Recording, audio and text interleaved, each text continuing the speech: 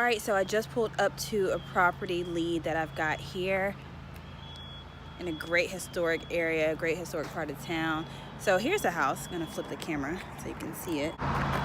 So just looking at the property from the street, one of the first things that I noticed is that there was once brick here and they covered it up with siding. That's also a new window. Yeah, we might want to get that brick back exposed or see what the real holdup is. What's the issue? Why are they covering up the brick? I wonder if it's on all four sides too. I can bet my bottom dollar that it is. It's over 2,600 square feet, so it's humongous. Obviously in great despair. Now this driveway here, I'm not sure if it goes to the property or not. We'll have to find out from the homeowner, but as you can see, it's next to nothing. So obviously not quite a corner lot, but the first house on the street.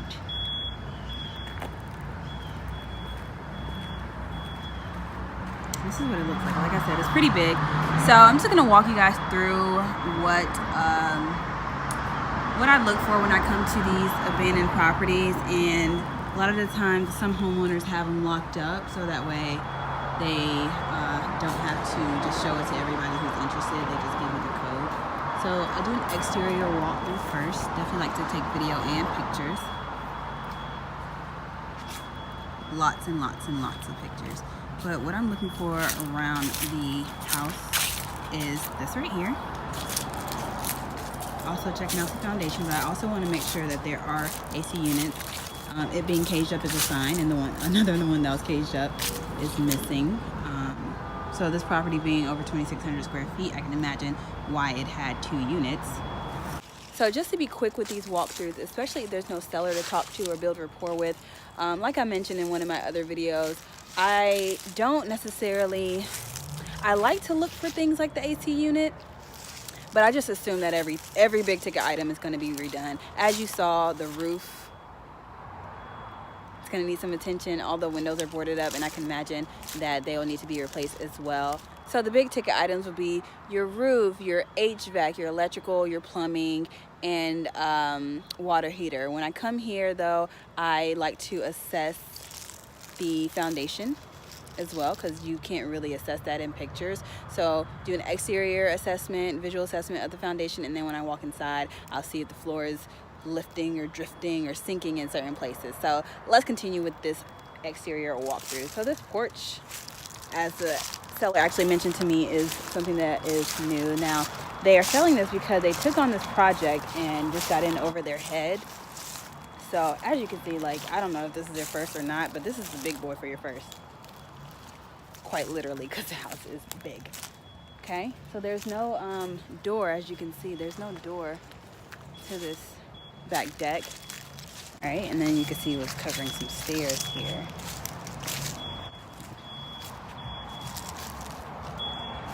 Now, if a house has a crawl space, what's typically down there is going to be your water heater, your furnace. Sometimes I go down there, a lot of times I don't. I would come out here with a contractor or somebody who's willing to get down and dirty and go check out what's down in the crawl space. You also want to check for water, make sure there is no water there. A lot of houses nowadays, when they're renovated or built newly up to code, they have to have the vapor barrier. And a lot of these houses, like this one, was built in 1920, so I can almost assure you there is no vapor barrier down in the basement. Now, I don't know if that alarm is for this house. Probably. No, that wasn't me, because I haven't gone inside yet now. Maybe it just senses me. I don't know. But look at the extent of this renovation. This is going to take a lot. A lot. Like, it's even missing, ooh, child, the ghetto. All right, how am I getting in?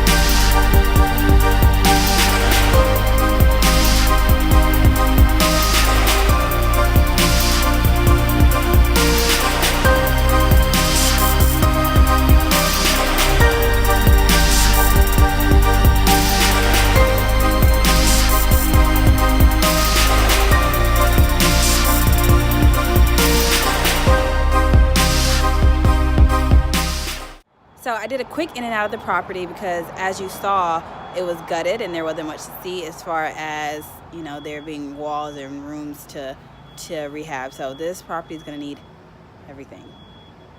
It's going to need everything. It's going to be a huge renovation. And another thing to note is the location of the properties that you're going to go and see. I stated it earlier, but this house is in a historic district. So a lot of the times it's going to be a little bit more difficult to get some things passed as far as the renovation goes, and it's going to be a longer process and a little bit more of a headache, to be honest, to deal with going through the historic district. So you want to keep that in mind when negotiating with the seller, because that is a little bit of a leverage that they may not know. Like, hey, Mr. Seller, you know, your house is in great disrepair. It's going to need a lot of work. And on top of that, it's going to take me a lot longer, so my holding costs will be greater because I have to go through the permitting process. I have to get the approval from not just the city, but as well as the neighborhood planning committee. So, oh, I thought that was the police coming, bro, because you know the alarm's still going. I don't know why. That's another reason I had to get up out, because the alarm is going, and I was like, oh, I don't want no problems, even though I got fingerprints all over the property. But so this is what I look for. Like I said, walk the exterior first. You know, take a look at the condition of the roof. This was a no-brainer, so I didn't even focus on anything. What was most important to me is what was on the inside. What's the foundation looking like? What's the floor, you know, what's the layout looking like? This is more or less a blank canvas because it is gutted, so that's a good thing. You saw that they were hardwood floors, and I think that they are salvageable. But it's going to be a lot of work for this one. Gonna let the homeowner know that we gotta go back and do some renegotiation, buddy. Might even get creative on this one. So stay tuned. I will let you guys know. And again, if you want to see more property walkthrough videos from me, just let me know in the comments below. I hope you enjoyed. Hope you learned something from it. And yeah, get inspired, guys. See you in the next one. Thanks for watching. Make sure you like, comment, share, and subscribe to my channel.